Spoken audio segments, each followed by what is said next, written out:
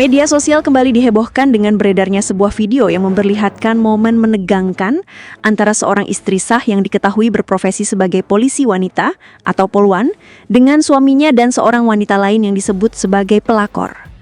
Dalam rekaman yang viral, awalnya justru sang pelakor terlihat marah-marah kepada istri sah, padahal publik menilai seharusnya sang polwanlah yang paling berhak meluapkan emosi. Situasi pun semakin memanas hingga pada akhir video, sang polwan tidak bisa lagi menahan amarah dan langsung melayangkan bogem mentah kepada wanita tersebut.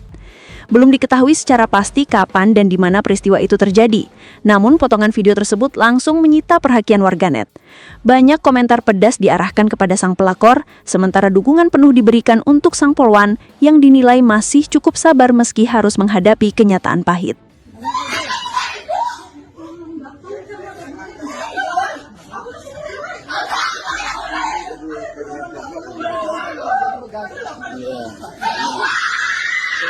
Dek.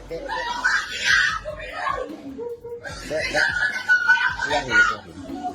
Iya. Dek.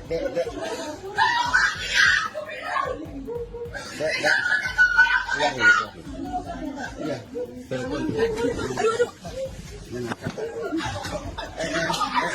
Ada.